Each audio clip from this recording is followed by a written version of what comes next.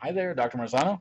This is my goal analysis, my post-goal analysis on the three goals that I've set for this semester and I guess for this year, really. The three that I set, the three goals, the areas that I'm working on are life skills, metacognitive skills, and personal projects, and those were from the MAIM instructional model. The data showed some growth. I'll just go over the three areas real quick. If you remember, I did develop my own assessment because there wasn't one currently available in the Moodle. And so the the three areas were referenced by specific questions on this assessment. First being that the personal projects. I am working on a long-term personal project that I have designed. The students thought originally that a lot of them were like, yes, I am working on personal projects. They're working on small personal projects, but not a bigger one. And so now the median here was a 3.6 with a standard deviation of a 1.1, and now when it comes to working on a long-term project, they're a 4.2, and the standard deviation has shrunk quite dramatically. So in my mind, they're really excited about this, and it's something that's on the forefront of their minds right now, and so this was an easy one to show growth on as far as it goes. I just had to implement it and start the planning. And right now we're planning, and we'll be implementing the personal projects when we come back in January. So easy one to show growth on, and the kids are excited about it. The second one would be life skills. And so when looking at the life skills one, this was a question that. Was it E? So column E here. This was one that originally the mean was 4.5 with a standard deviation of 0.68, and where we went from there wasn't very much. We didn't go very high. 4.5, it's pretty hard to go up from that dramatically. And this was one that I struggled to include originally because I wanted to.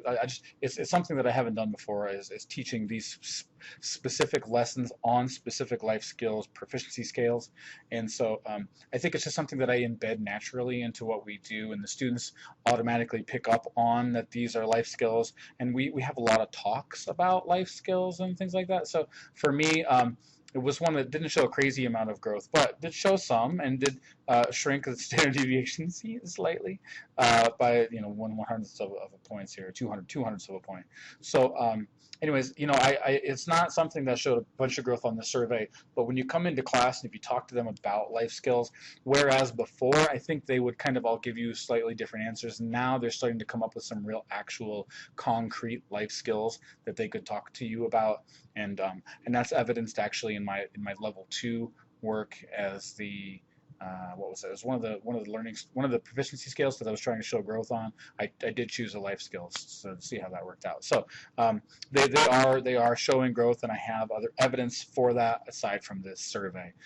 But it is one that we're working on. It's one that they're solidifying it. And so the last one would be the metacognitive skill set, and the majority of these questions kind of pertained to that.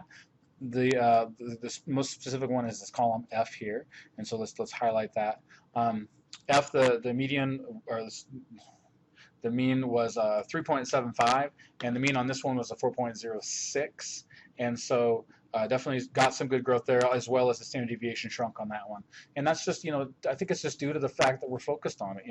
The students know metacognitive skills right now is thinking about thinking, and they understand that. They get that concept, and they get the overall arching lessons that I'm throwing at them, and they get it because they're working on the Ryan comes in every single time. They're working on the proficiency scales, and we're being very intentional with it, and so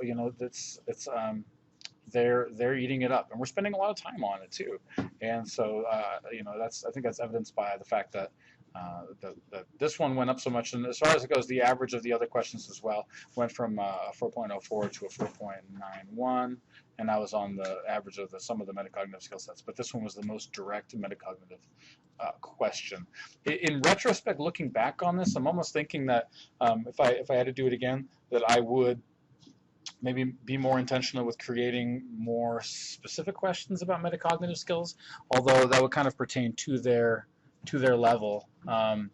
and that would be more of like a learning target or a proficiency scale type of a test, and that's not really where I wanted to go. But when I'm looking back on this, I've seen the growth and I've seen the students, and I get that their perceptions have changed, but I'm not totally in love with the questions and in love with this Google survey. So, anyways, that's my analysis, and that's my answer. I'm sticking to it. All right, thank you.